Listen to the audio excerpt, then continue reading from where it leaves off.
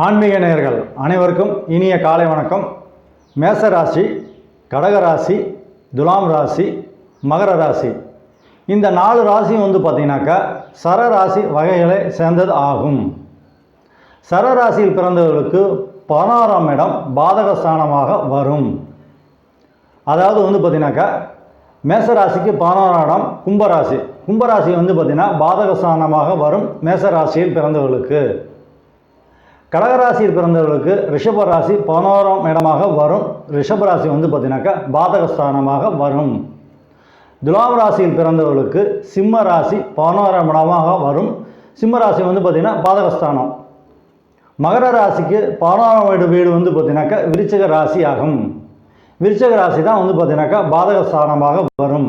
சரி, சரராசியில் பிறந்தவர்களுக்கு பாதகஸ்தானமாக வரக்கூடிய இடங்கள் பாதக பலனை அளிக்குமா, அதாவது கெடுதல் பலன்களை கொடுக்குமா? நிச்சயமாக கிடையாது. ஏன்னாக்கா 11ஆம் இடம் என்கிறது பார்த்தீங்கன்னாக்கா லாபஸ்தானமாக வரும். ஒரு மனிதனுக்கு உலகத்தில் பிறந்த ஒவ்வொரு மனிதனுக்கு பார்த்தீங்கன்னா எந்த வகையில் லாபத்தை பற்றி வரும் அப்படிங்கிறத பற்றி சொல்லக்கூடிய இடம் 11ஆம் இடம் ஆகும்.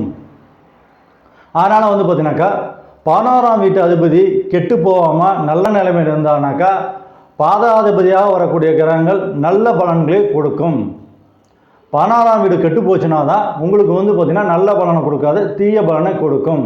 மொத்தத்தில் சரராசியில் பிறந்தவங்களுக்கு 16ஆம் இடமும் 11ஆம் வீட்டு அதிபதியும் எந்த கிரகமாக வருகிறதோ அந்த கிரகம் நல்ல நிலைமையில் இருந்துச்சுனாக்கா உங்களுக்கு சாதகமான பலன்களை கொடுக்கும்.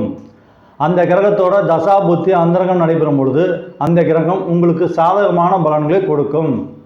அந்த கிரகம் சரியில்லை, 16ஆம் இடமும் 16ஆம் வீட்டு அதிபதியும் சரியில்லை என்றால் மட்டுமே உங்களுக்கு பாதகமான பலன்களை அந்த கிரகங்கள் கொடுக்கும். நல்ல நிலைமையில் இருந்துச்சுனாக்கா 16ஆம் வீட்டு அதிபதி நல்ல பலன்களை உங்களுக்கு கொடுக்கும், தீய பலன்களை கொடுக்காது.